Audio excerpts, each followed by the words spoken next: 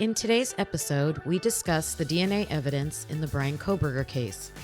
Was the testing process legit? If so, why doesn't the FBI or prosecution want to turn it over? Why was a private lab used? Is that typical? How is the defense going to attack this evidence? We debate our opinions on this DNA evidence and try to make sense of it in layman's terms. As always, everything we discuss is for entertainment and is speculation. Please like and subscribe, and definitely join our discussion in the comments. If you're ready, let's get into it. Welcome back to Typically Unique. I'm Kim Aponte, and I'm here with my husband, Carlos. Hello. And you and I have been talking a lot about DNA in the Bryan Kohberger case. And we had a pretty spirited discussion, been having one, because to me, that's the strongest piece of evidence that they have. And I've been waiting for somebody on the Kohberger side to get me off of that evidence and make me feel like, okay, maybe they don't have the right person in custody. That hasn't happened yet after a year.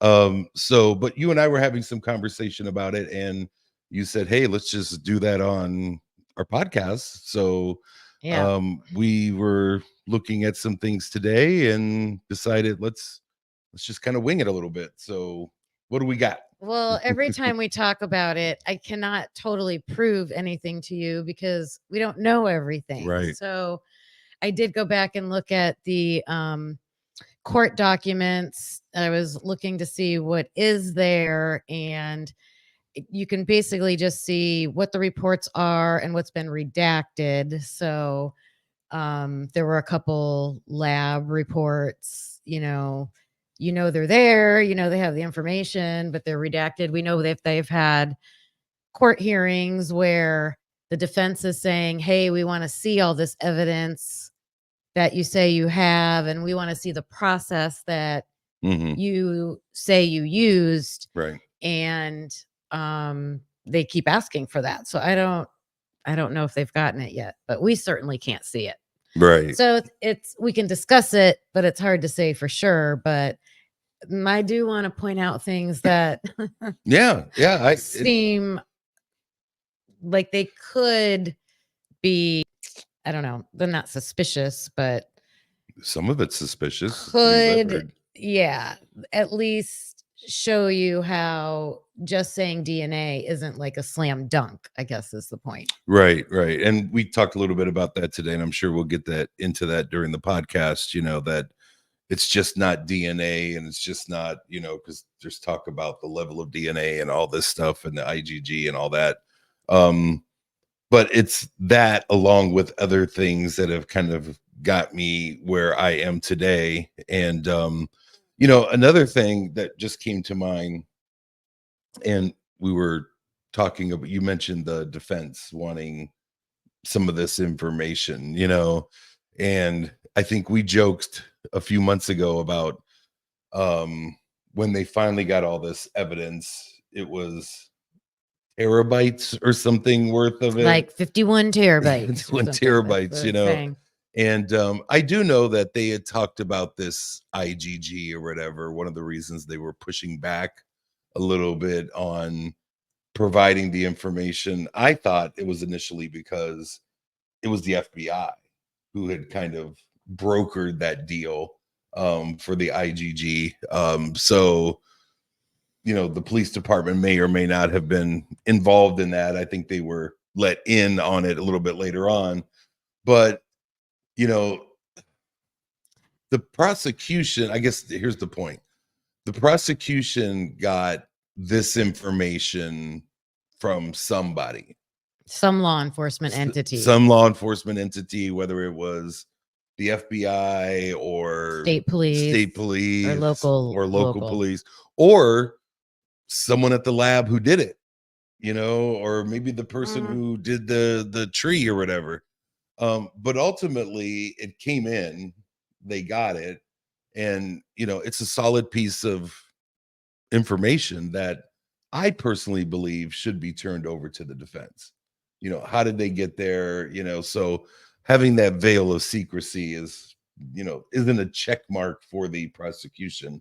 No, and that brings up the first question. Why does it have to be a secret who did it? Because two of the redacted reports are the state. So a state lab did do something with the DNA. Yeah. I don't know if it was a leak or if it's just people speculating online, but a lot of people say with conviction that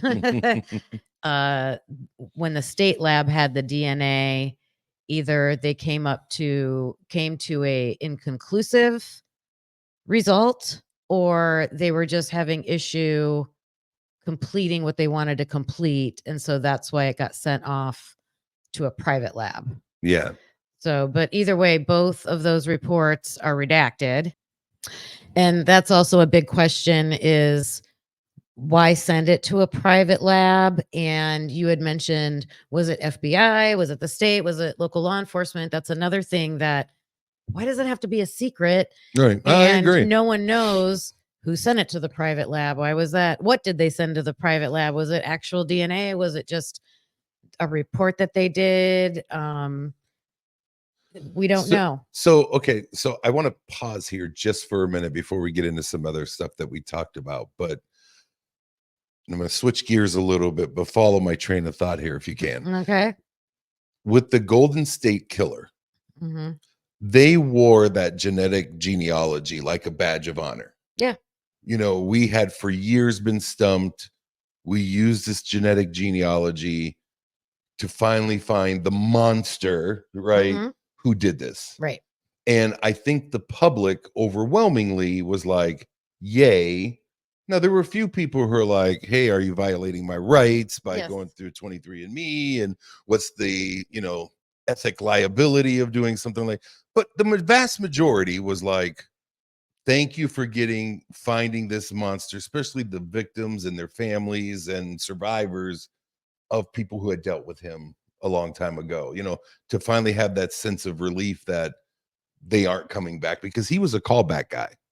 He would call his victims back, on occasion. So, to have some of that is probably wow, So why isn't Idaho using this as the same badge of honor? Now, I think I understand is because they didn't instigate it, according to rumor and innuendo, that it came from the FBI, and the FBI was holding it back because supposedly, at least in the Howard Bloom book, he stated that they were kind of holding it back for what reason, because, hey, do your own investigation, and this shouldn't be the key piece of evidence, and leading with this could cause problems, or whatever he stated. Those were his talking points. The talking points. So I understand that, but still, I think using this methodology, even with some controversy, still, if they have the right person, and I believe they do, took the monster off the street. So historically or currently, those labs that do they're for cold cases. That investigative genealogy is for cold cases. So it's not supposed to be used for current cases. So let me, because I did some research. Okay. Because for some reason, Bryan Kohberger's DNA went from the state lab to a private lab. A lot of people that talk about it seem like that's an odd move.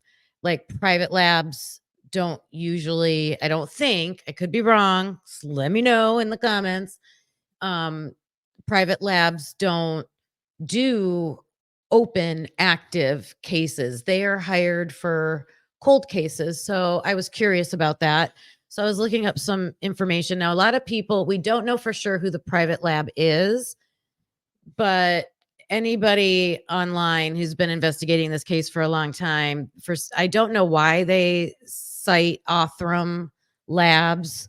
I haven't seen that, but everybody says it's that lab, and they're in Texas. So I looked them up because I wanted to see, like, do they do open cases? Have they like testified in court for open cases? And I came across a crawl space video on YouTube, and they're a popular podcast. They cover lots of different topics, and they had the owners of the lab on there. And right at the beginning, it was talking about that they are a cold case investigation lab.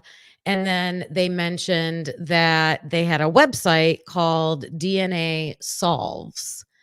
And so I went on there and I was looking to get more information. And that it's kind of like their own separate little company, but they're they post cold cases on there, and then anybody can sponsor, like, to pay the money to get the testing done for these cold cases. So that's how they operate. Like, I tried to look and see, like, do they do? And then here's a little nugget. I don't know if anybody, I'm probably late to the party, but I haven't heard anybody talk about this, and I was very surprised by it. They have their own little DNA site where, like, 23andMe and all those, like, you can request a DNA kit from this site, send them swab your cheeks, send it in, they'll create your profile, and then they keep it. They keep it in their own. And I was like, what? Like, they're like this private lab that's solving cold cases, but they're starting their own little site to hold on to DNA. But I think that's why it's controversial, because, and I have the paperwork from the report from the expert who testified on behalf of the defense, but she made some good points of why it's typically used just for cold cases. So you covered a lot in that. Mm-hmm. And I want to respond to 5 things in there. Yep, go ahead. But I can't even remember the first one with my memory. So I'm gonna win for Kim. Yeah, so I'm gonna stick with the one that keeps churning in my head. Okay. But you'll probably remember. I hopefully will remember, and I may ask you to repeat some things because you really covered a lot of ground in that. And I think it's worth debate or discussion on some of the points that you made. I think you made some really good points. So I think the one that keeps churning in my head the most is you mentioned this Othram, if they're the ones that did it, but we'll just call them LabX, or Othram, I don't care. But LabX, private lab. Yeah, private lab. Already in the name, private. So not state funded, not government. So they're probably for profit. So if someone's going to give them money to do what they know how to do, they're gonna be like, no, we're cold case only. It has to be 10 years or older. I don't think that's happening there, because they probably got stakeholders or shareholders, and they have 5 investors and board of directors and people who probably want money, not ethics. Right, so they could be bought. Of course, yeah. And hey, let's sell out. Let's see here: John Doe, John Smith, Will Jones, Bryan Kohberger. Okay. So but my point on that is that I don't think that there are any restrictions on whether it's a cold case or an active case. I don't think there's any restrictions. This is kind of new territory, this genetic genealogy. So, they didn't make a rule 5 years ago, hey, they busted the Golden State Killer 4 years ago, 5 years ago, before they even knew what any of this was. You guys are only allowed to do this for no, they were breaking the glass ceiling with, this IgG stuff. To me, it seems like when it's a cold case, they have the evidence that they've had for 10, 20, 30 years, right? Sure. So when they go to do the IgG, that investigative part of it, where you go back through the family tree and then you're like narrowing it down, then they're going to pull in the locations of where things happened, and that's where they're going to start doing the detective work part of it to narrow down the suspect. So you right? got 2 days, but you're using 1 day. So the lab that's doing the genetic tree doesn't really care about the where. Well, that's where they go to the people like CC Moore, who is an investigative genealogist. She's genealogist, yeah. But she even said she goes to, you got to have documents like marriage certificates and divorces get to and the all that person. stuff. But when it's a cold case, so let's say she narrows it down and she's like, okay, here's 3 males in this family that it could possibly be. And that's the point that they make in these legal documents, is that's what it's for. It's not to pinpoint one person, IgG. It's to pinpoint multiple people in the family tree. Like, you narrow it down, so it's not to it's in the legal document with 55 million Can I say sources something? of evidence. Can I say something to that before you go on? Yes. So what if when they narrow it down from maternal to paternal, right? Yeah. That's how they're narrowing it down. So you get to where the father is and the mother is. Mhm. And if they have 3 boys, yes. What if they only have 1 boy? I don't know. That's what they're saying. Then that it's you narrow it down then to it's multiple. process of elimination. There are no other male heirs to that maternal and paternal genealogical tree. Well, I think it depends on what the profile is like, because there could be cousins and things Doesn't like that. matter. It's taking it all the way. CC Moore has said we will take it all the way down to the maternal and paternal. Mm-hmm. And Bicca Barlow is the expert that testified for the state. And I believe she stated in the document that it's used to narrow it down to several people, not one. You don't use it to identify one person. But my point was, either way, that once they get that far, that's when the police, that's the other go day, back to their evidence locker, right, and pull out, locations, and then they're going to look at which one of these men lived in this area at that time, or were in that area at that time. Right. And that's what we were talking about earlier, that hey, I can put a pin in Bryan Kohberger because that works, because he's in the area, right?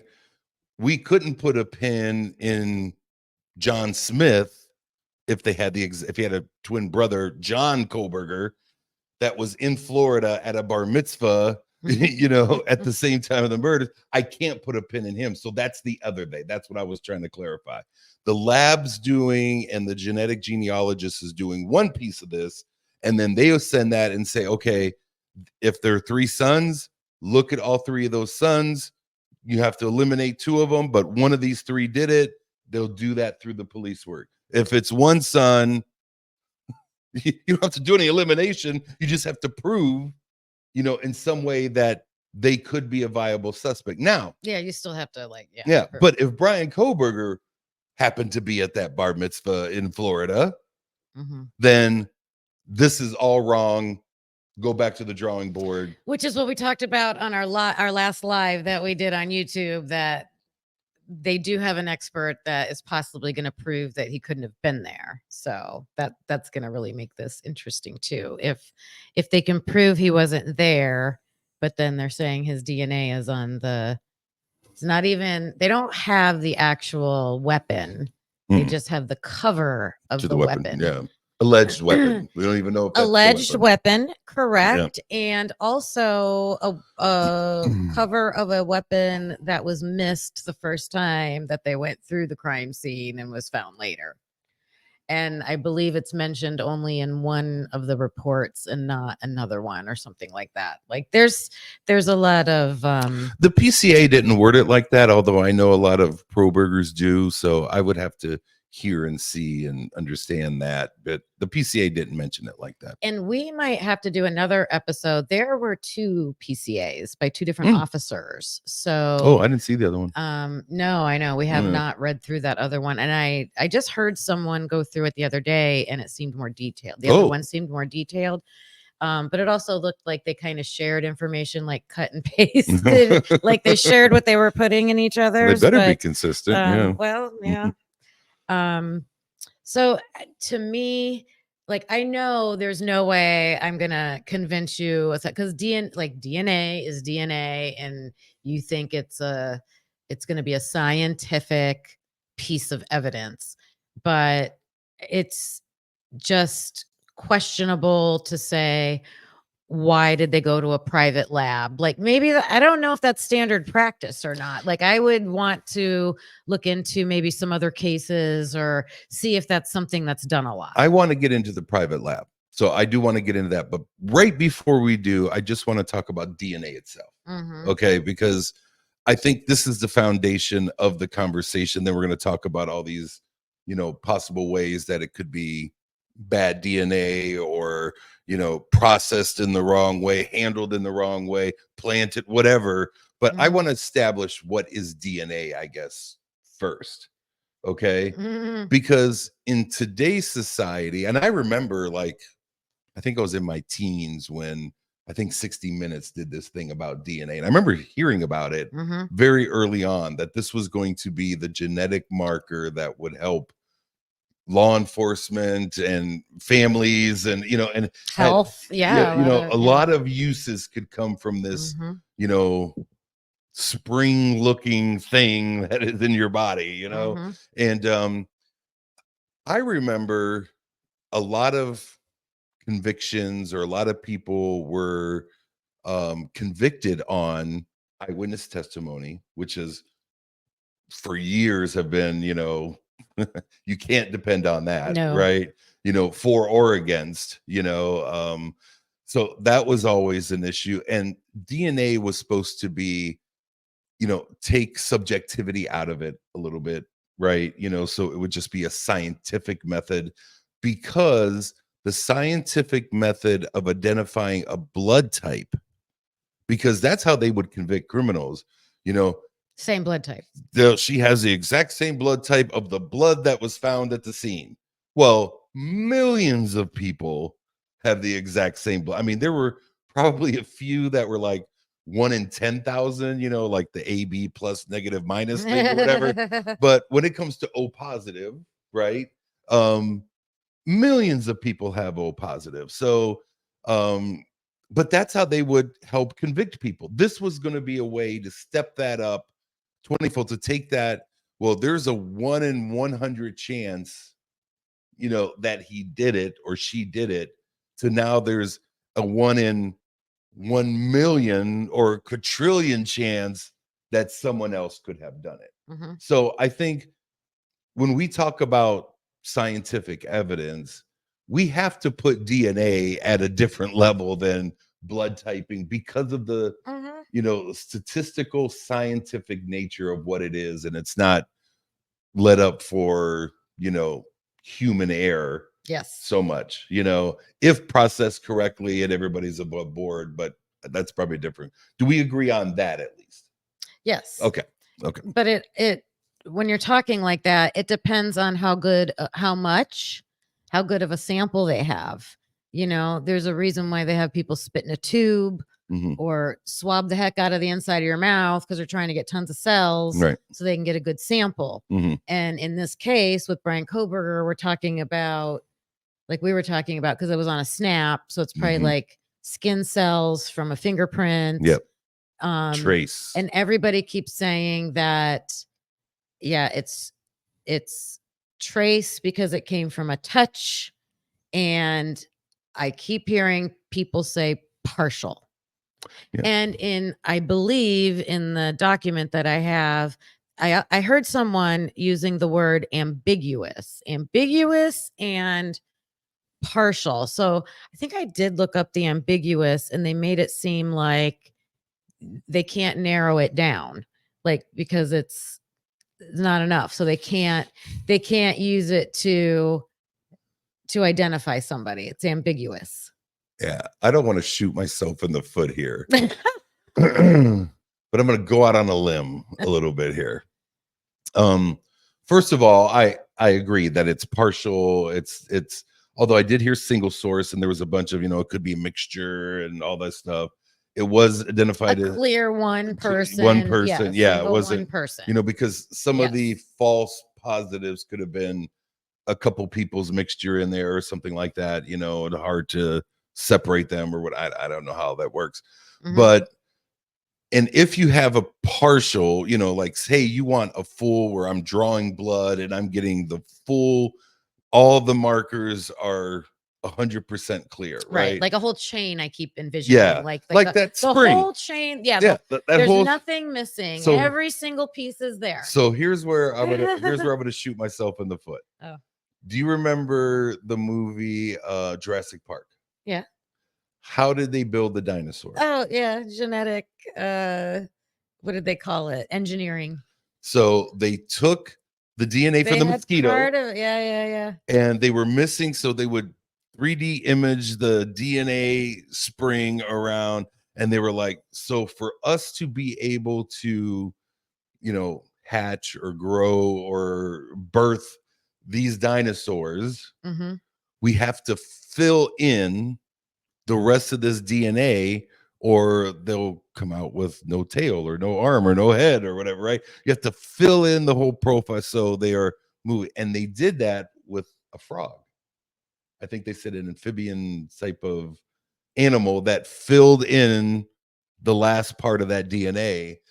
And the only reason I mention that is Bryan Kohberger should not be convicted because we used amphibian DNA to fill out dinosaurs in some fictitious movie. But I think these labs take this profile, right? This profile that isn't, because the statistical chance that it could be somebody else, because everybody's DNA is unique. The statistical chance, if I have the full profile, is 1 in a quadrillion of numbers you couldn't even count. If you had the full one, yeah. Now, if you have partial, 100%. Again, everybody's DNA is different. So even if you have a partial, it's still like 1 in a million. So a lot of people share a lot of the same. It's that we can go back. So that's where, unless you're an identical twin or part of that family or something, there's a certain cutoff where it's, it could be someone on the paternal side of this family tree because we don't have enough, but the markers are enough to say that it's coming from this side of the family or this part of the family. So that's what I want to understand more, even though I want to go into this other stuff, but that's where I'm a little less educated in understanding. Did Othram or Private Lab or Lab X help fill in that DNA profile? Or did they just run it? Or did they just run it as is, went through the genetic genealogy? Once they got the father's DNA from Pennsylvania, they're like, markers 1 through 500 are exact. These ones are obscure on the sheath DNA, but this is exact. The statistical possibility that there is somebody else that has 1 through 500 exact is 1 in 100 million. That's good enough for me. Or what did they use? 8 octillion or something like that was the number. So I'm hung up on the fact that it was partial. And I did listen to somebody talking about it or explaining it. And there is I believe it was one of the experts at one of the hearings that was talking about it, or it was one of the court documents.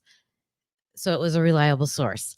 That they were saying there's a mathematical way. It's either an equation or a mathematical system for how they fill in those pieces that are missing. But even though it's so the amphibian DNA wasn't far off, mathematical, and for me, I'm not, he's innocent 1000%. It's just I feel that the prosecution needs to come forth with that evidence, show the process, show the work, All right. show what they Don't did, disagree. and prove it to us Maybe that'll that happen at trial. it was done legitimately and correctly, and there was nothing wrong in the process, and there's a really good reason why they had to take it to a private lab, and we'll get all the answers. And if all that happens, what do you feel? I don't know how you would be able to argue with it if they can prove that it's,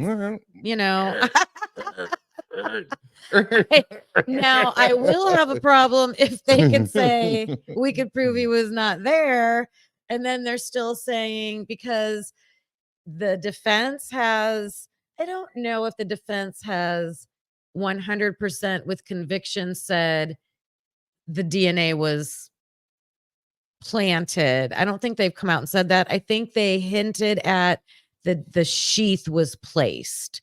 But I think when they said that, I don't know if she said it in court or if she wrote it in one of her papers, but I think that's implying that. Sure. Great reasonable doubt. And they've also said the defense is not arguing that it's his DNA. They're not arguing that it's his DNA. They're like, yes, it's his DNA. It's how did it get there? So if it's a partial, wait a minute, wait. Now we got to reel back the conversation. If it's a partial, and that's one of the legs that they're trying to stand on in this trial. It's a partial. We got a partial off the sheath. They take Kohberger's DNA and these two match. They're saying, I'm not denying it's my DNA.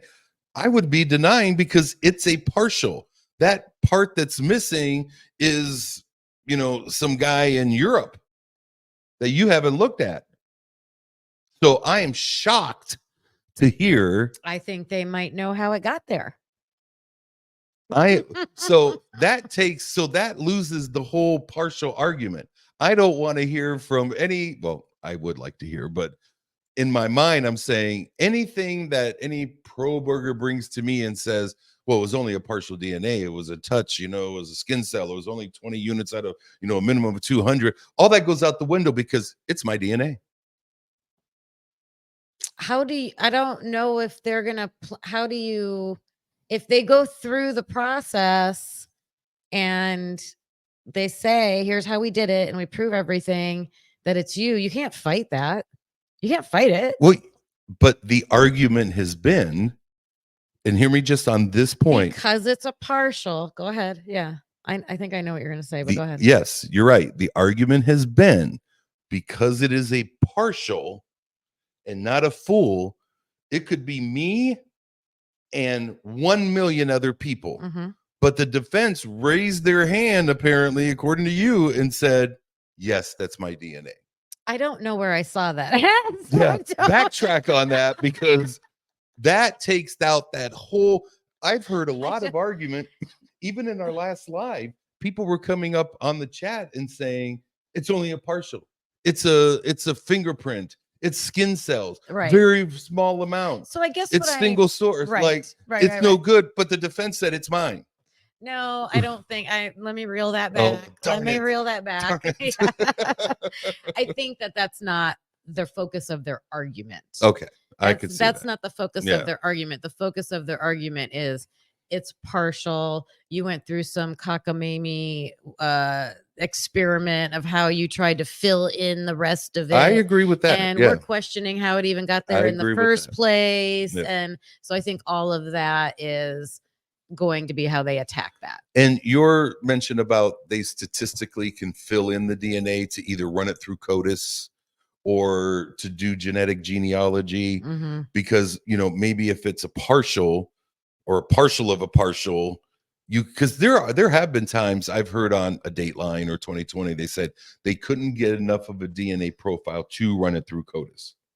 Right. And I heard with this one that when they do the initial, like at the state lab, however much they had, it was like you're supposed to do it 3 times or something. And I don't think they had enough to do it 3 times.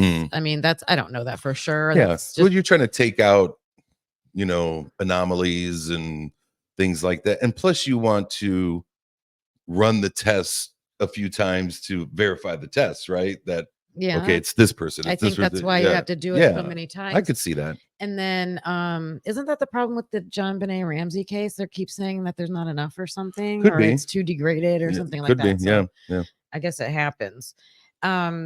Another interesting thing with the process of it, and this is, I tried to listen to people explain the STR and the SNP and the like different like components. And the only thing I did understand, I think it was at one of the hearings when the experts were speaking, that she made it seem like they run it through. And I loved her analogy. She made the analogy that it's like skimming when you read. You're not reading every single word that you're really reading. You're just, quickly skimming. Yeah. And then they do that with the DNA over and over and over and over again. And I think she said you need to do it like 30 times or something. So to create, and again, I don't understand all this, but you have the genome, they call it, like the whole DNA sample, and then they try to pick out all I know is there's the STR and the SMP and all these. I wrote it down. Well, let me say something to that before my marker's gonna you get to that, because I come from the business world. And I've changed jobs a couple times, still in the same field pretty much, but every company has a little something different. And I took something with me to each company. I was like, I need a glossary of your TLAs. And a TLA is a 3-letter acronym, because each company has their own. Oh, yeah. And it is so confusing to go to a different company and learn a new language and be expected to understand everything that everybody is saying on day one. Impossible. So when you say STR and things like that, and we use TLAs, 3-letter acronyms, and they like DNA. I don't know what DNA stands for, but I clearly know what DNA is, right? I don't know what TSA stands for, but I know what they do every time I go to the airport, But there are some acronyms like this STR and all this stuff. Yeah. I don't even know the concept, let alone what each letter of that 3-letter acronym means. So do you have that? Oh, what it means? And what it stands for? All I wrote down was that the genomic profile is taken from the trace DNA source. So, yep.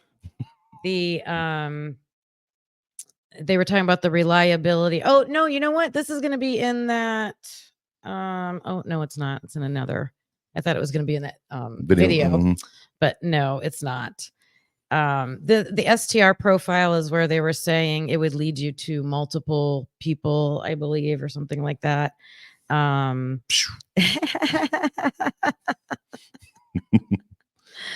They took an environmental sample, trace DNA, and produced one STR profile. It was a single source male. No idea. And then you got to look at the investigative lab process. Well over my head. But I think the point is, for me, and maybe I'm asking the audience here, if there's somebody who in layman's terms is explaining this on like YouTube or TikTok or somewhere, or had a conversation about it, and we could better understand the construct. I keep trying. Yeah. It's hard. I do know there is a channel that talks about it, so we'll have to check that out. So let's get into some of the other things that we were talking about, because some of them were interesting. Some of them I was like, but what else you got? So when I was looking for information, I had saved a video from the Daily Mail. I don't know how reliable, but they have a lot of articles about this case. Like, they've been keeping track of this case for a long time. So it's just like a couple minutes. So I wanted us to watch that because they were talking about the DNA. Sciencey stuff, but I've spoken to experts who have pointed out that this DNA evidence could be the difference between a guilty or not guilty verdict. This is why it is paramount for Kohberger's team to poke holes in its authenticity if they want to have any shot of him walking free. Now, they don't seem to be disputing that the touch DNA on the sheath belongs to Kohberger. They seem to be preparing to tear down the science around how it was tested and how it got there to begin with.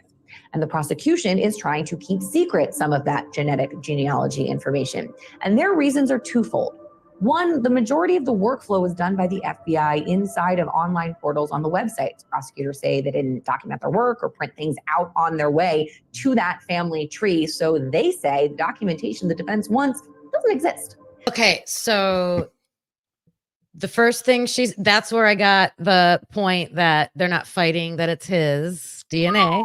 That's huge. Where I got that. And then what was the point she made after that? Why isn't the prosecution getting the genetic genealogy information? And she was just about to say it and I missed it. Yes, she's talking about the FBI. About them turning it over or something. So I'll play that part again. Please. Guilty or not guilty verdict. This is why it is paramount for Kohberger's team to poke holes in its authenticity if they want to have any shot of him walking free. And they don't seem to be disputing that the touch DNA on the sheath belongs to Kohberger. They seem to be preparing to tear down the science around how it was tested and how it got there to begin with. And the prosecution is trying to keep secret some of that genetic genealogy information. And their reasons are twofold. One, the majority of the workflow is done by the FBI inside of online portals on the websites. Prosecutors say they didn't document their work or print things out on their way to that family tree. So they say the documentation the defense wants doesn't exist. And second, there's a desire to protect the identities of the hundreds of relatives whose information was used to help populate the family tree. The state wants a judge to issue an order of protection for this information, meaning that they wouldn't have to turn it over to. Okay. So I've been hearing about that for a long time. And what I was hearing was not that. That makes 100% sense to me. First of all, about, everybody's privacy within the family tree. Mm-hmm. If the defense wants to put together their own family tree or see this under seal, and not in open court, right. Hey, go over here and, right. and do that. And if for some reason the FBI didn't save their work, because that seems to be a thing here lately, people not saving their work. Yeah. You should be able to replicate this. True. It doesn't change. True. Right? So this should be able to be. So but what if let's put a GoFundMe for CC Moore and say, hey, we'll give you $10,000, $10,000 CC if you can replicate what the FBI put together, because it's scientific based, and it should follow the same path. So maybe that's what the defense is trying to do, but they need the information to do it. They need the DNA. The DNA. If the prosecution isn't giving them that, I don't think that's what they said here. That's a stretch. They said the prosecution said we can't give it to you because it doesn't, or the work doesn't exist. Yeah. The DNA exists. Well, the reason I say that is because the prosecution or the defense keeps asking over and over for evidence, and I know it's evidence that they need for experts. Right. And what this reporter had just stated was what the pushback has been is those 2 points.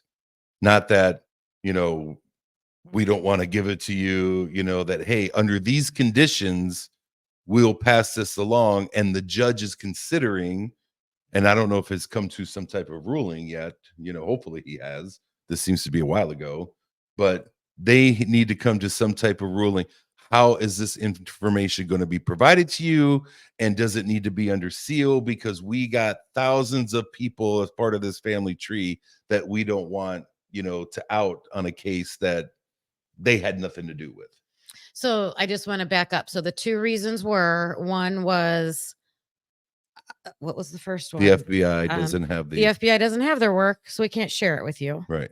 The second one is we want to protect the privacy of people involved, so we don't want to share it with you. We'll share it with you. They're saying, well, they've had secret meetings, so they have. I say secret, but not publicized. Right. It's behind closed doors. Meetings about this stuff. And what would be interesting, it looks like that reporter had a document in the background with something highlighted. Yeah. So if I would put that on a big screen TV, maybe we could see the actual ruling that was made, because they're online. I could look at it. Okay, because that's what they're professing. It's not like, hey, we don't want to give it to you. We wanted to give it to you conditionally because there are other people involved here that should not be part of this case. Well, I think you're buying into that a little bit more than, like, they've asked for things over and over and over. There's a and document. over and over and over There's a again. document behind the lady Mhm. that she is speaking about. Mhm. That it's not me. I'm just taking what's being said and No, I what know. she's referencing and saying, if that's true, we're not saying you can't have it. We're saying you can have it conditionally. So I don't know where But how do you, they're not getting it if they're saying we can't give it to you because it doesn't exist. Well, then is that allowed? Like, you're allowed to just do that. yes. You're allowed to say we have your DNA, but we're not. If I work at the Ashtabula Police Department Okay. and the FBI has, not given me Ashtabula Police Department the information, I can't give you what I don't have. You take it from them, or you, judge, order them to give it to me, then I will give it to you. Okay, here you go, guys.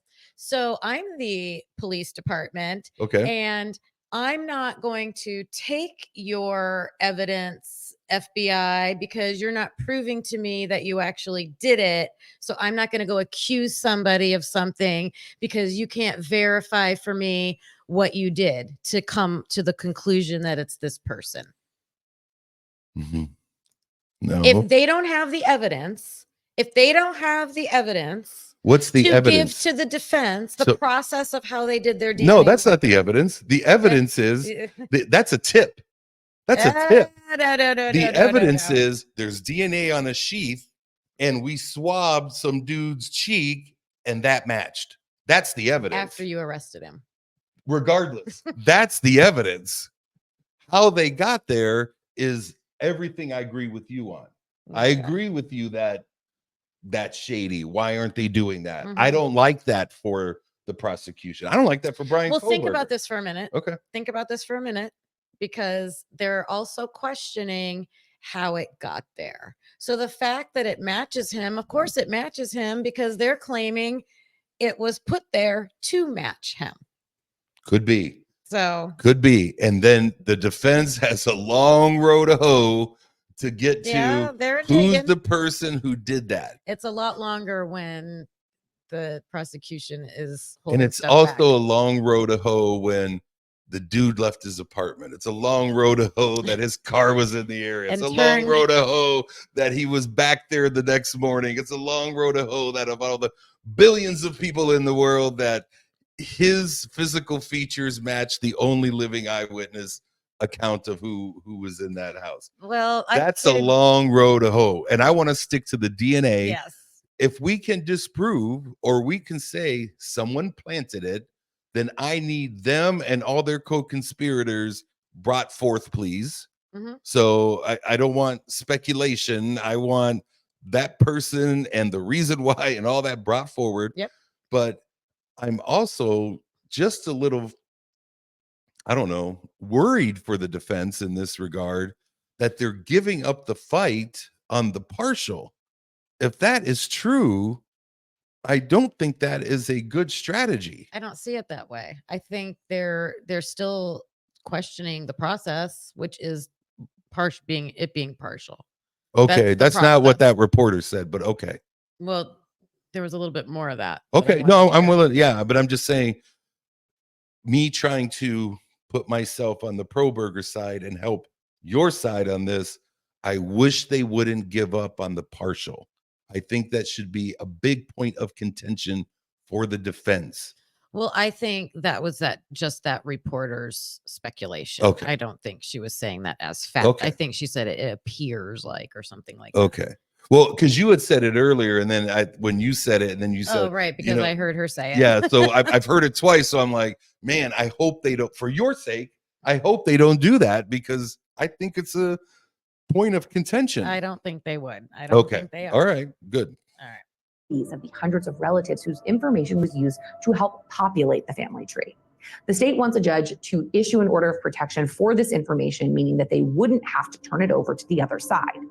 But in court documents, the defense essentially calls BS on the whole argument, and instead wants the judge to compel the state to release all of that information.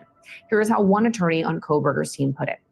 The defense is to guess whether the state focused its investigation on Mr. Kohberger via a bizarrely complex DNA tree experiment or through its faulty identification of the vehicle involved in the case. And what they're asking for here is pretty illuminating too.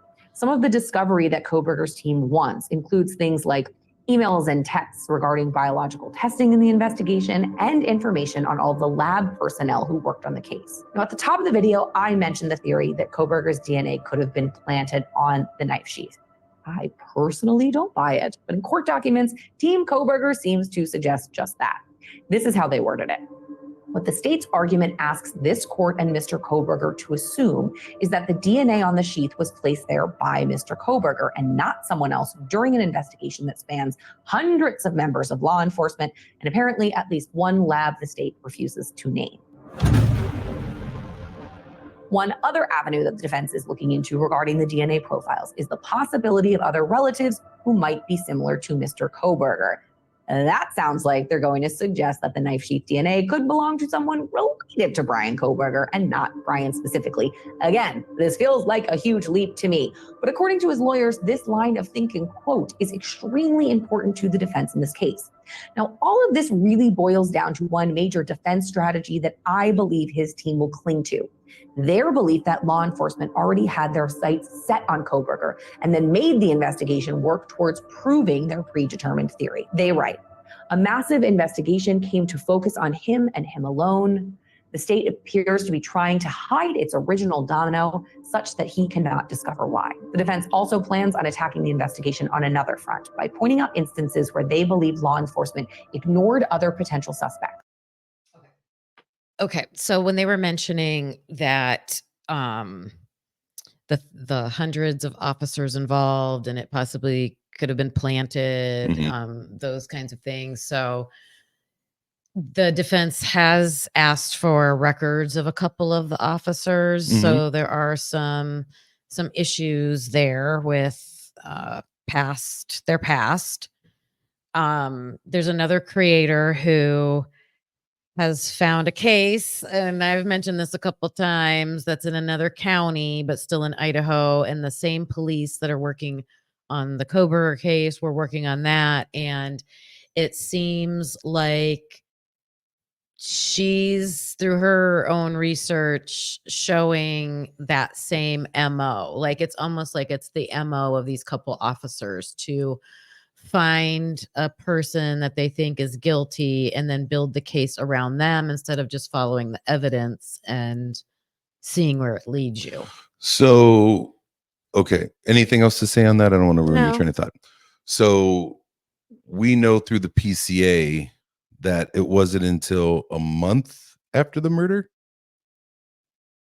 that they finally had something that connected them to Kohberger. Oh, with the car you're talking about? The car, potentially the DNA, right? Because it was in the PCA, and video footage and phone records. And that when they had all that information, they wrote the PCA for arrest. They didn't sit on, oh, let's continue to build a case against Bryan Kohberger. They found the name, found a few dots to go with it, and immediately wrote the PCA. They didn't know the day of, that, oh, it's the spouse, so we're going to make all the evidence fit the spouse for a month until we can arrest them. Right, because we found out a month after this happened. As soon as we found out, we arrested them. Now we're trying to build the case. The DNA was not mentioned in the PCA, correct? Not correct. It is in there? It is in there. Oh, okay. I know we read it. I just... So your point just now was that they're... Yeah, I don't know. I don't know. I'd have to think about that. Well, I need a lot of thought. You were reacting to the fact that this reporter said that the defense was going to go after the police department because they locked in on Bryan Kohberger early, which I think is wrong. There's a wrong statement by the defense. They didn't lock in on Bryan Kohberger because they didn't know it was Bryan Kohberger until a month after the murder. So, and you said, and that's why they're looking at these policemen, because they have a habit of doing this, locking in on somebody and making the evidence fit them, which I think that statement is wrong, because it wasn't until a month after the murder that they finally figured out who the person was, and they immediately wrote the PCA and tried to get an arrest warrant. No, I can't remember why I know this or think this, but they had the car on like November 20th or something. So that's wasn't it November 20, like around Thanksgiving or something. Like they had the car, because remember they even said when they testified that they knew it, but they weren't communicating it.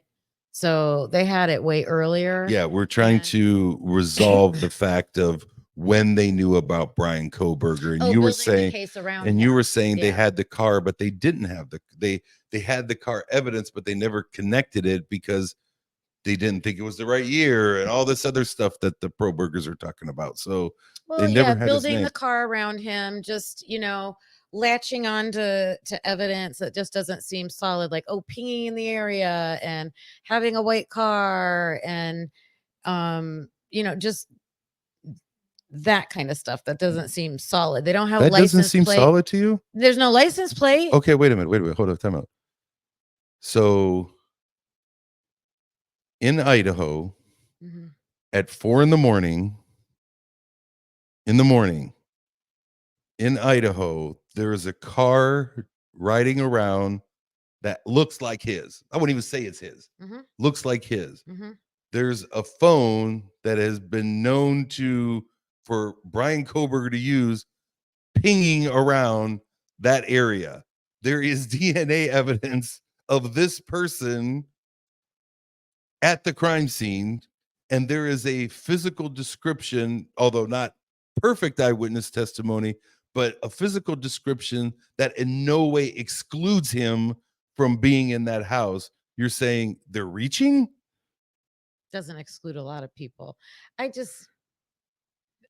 We've debated this part so many times. The point is that, yeah, the defense is going to be able to show them building the case around him.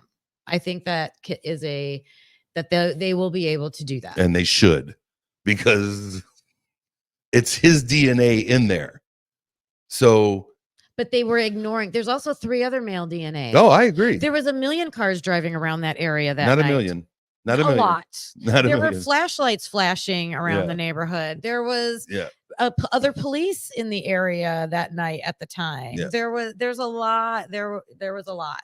Not to the exclusion of Bryan Kohberger is what I'm saying.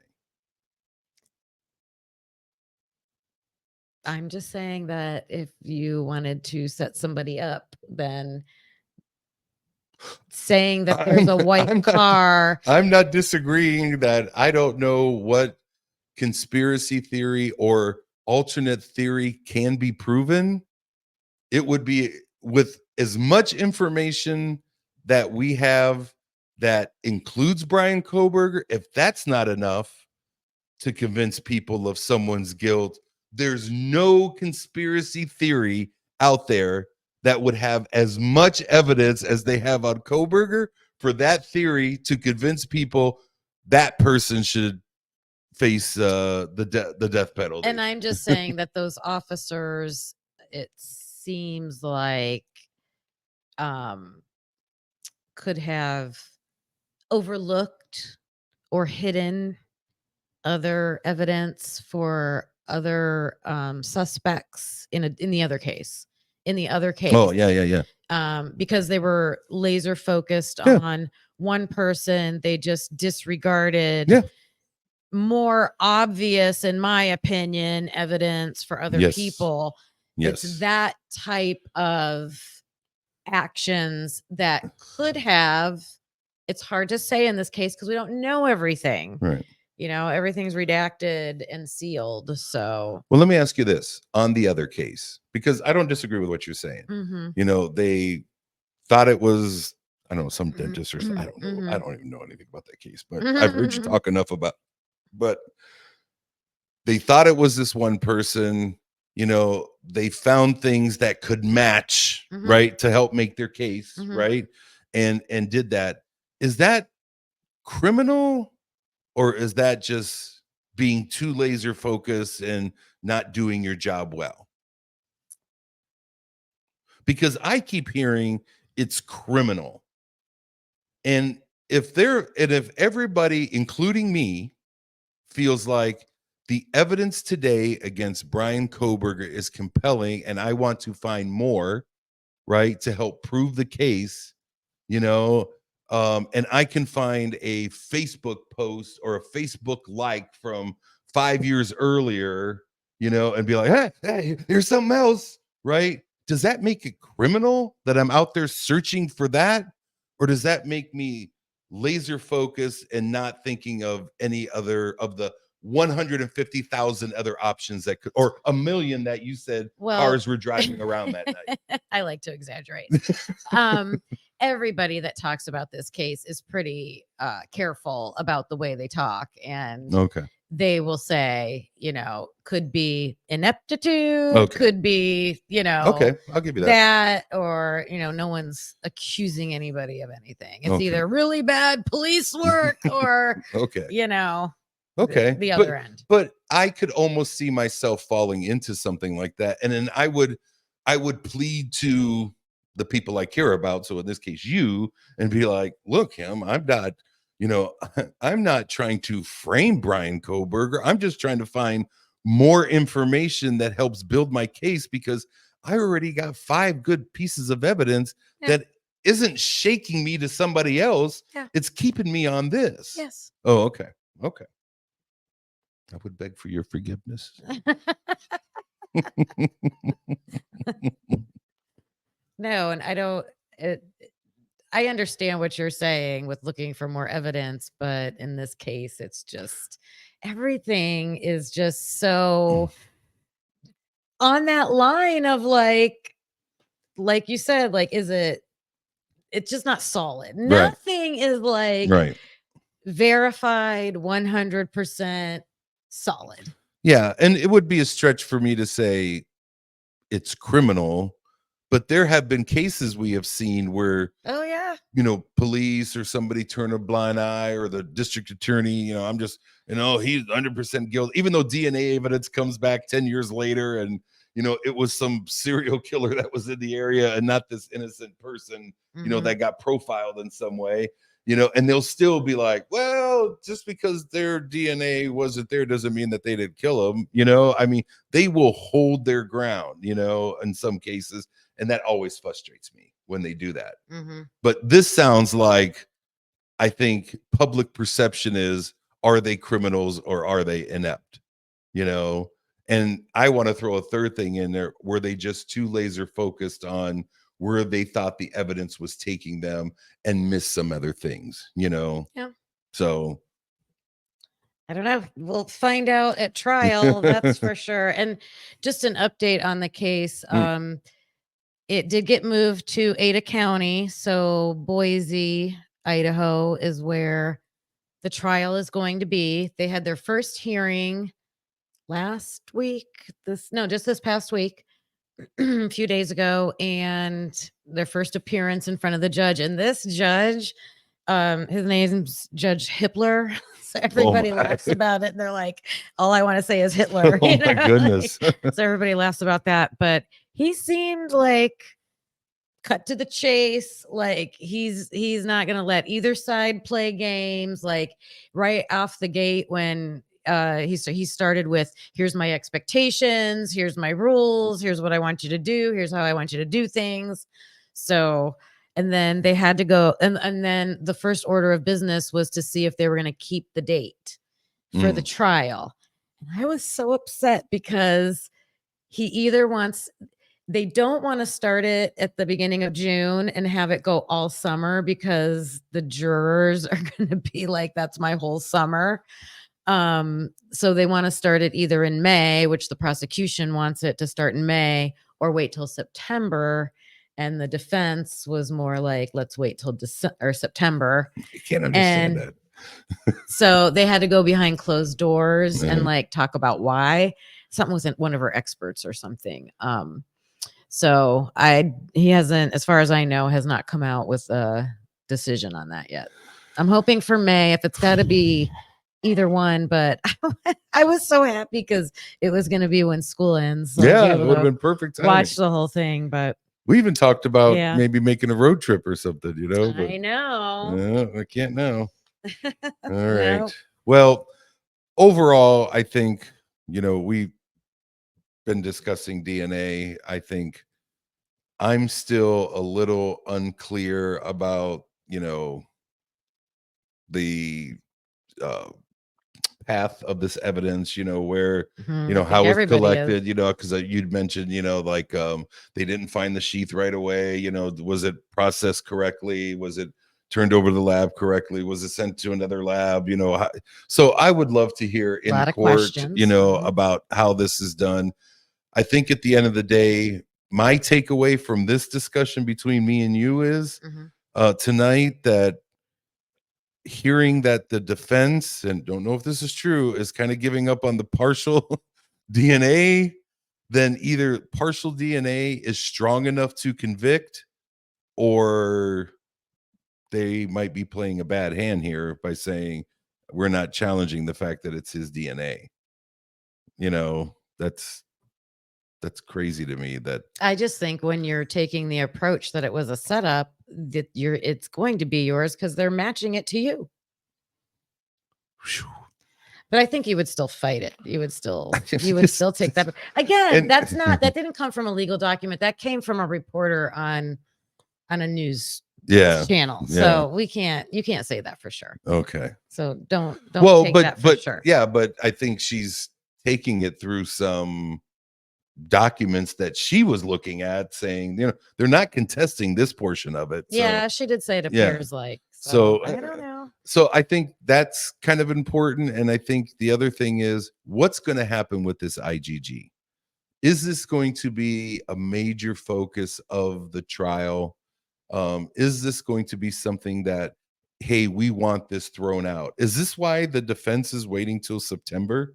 Otherwise, I'm tired of rotting in jail. I want to get out. Mhm. So if this is the strategic play to get this thrown out, and I think once you get rid of the DNA, you get rid of, you know, 75% of what is leaning me towards Bryan Kohberger here. Well, here's the prosecution. Here's what I don't like. The prosecution is the one who said, well, we don't even want to enter the IgG into evidence because they've got the direct match with his buccal swell. So they're like, we don't even need that. But then the defense is like, wait, hold up, because we want to see what you did. Yeah, how did you get to my client? Yes, Yeah. to get there. How did you get to my client? And yeah. and it's easy enough to say that, you know, the partial wasn't enough maybe to do that. And did this Oprum or private lab or company X, did they genetically do something, fill in the gaps to allow them to run it through CODIS, Yeah. right? But I think if you could run it through CODIS, you can do the IgG. So I don't know if they were able to run it through CODIS with the first time that they tested that DNA sample. Do you know that for a fact? I believe it stated that they did run it through and there was no match. The very first time before they sent it to company X. I don't know for sure, but Okay. I think so. So I think if it's good enough to run through CODIS, I think it's good enough to get Well, IgG. they would have had a profile made if they did that. Yeah, I don't know. I don't understand how it all works, Yeah. but yeah, I think so. Okay. Yeah, that'd be interesting too. But again, maybe we'll find that out when the trial starts. But Mhm. but no, good discussion. Anything else on your list that we didn't discuss about? No. All right. So that was a good discussion. That was a good we discussion. didn't get too heated. No, Not it's too much. I like it. Good questions. Again, these are our thoughts and opinions. So, I try to go to sources and verify and try to state if I don't know 100% sure, but I do listen to a lot of people about this case. So, we are going to decide what topic we will cover for our next episode, and we hope you'll join us back for that. We'll see you then. Bye.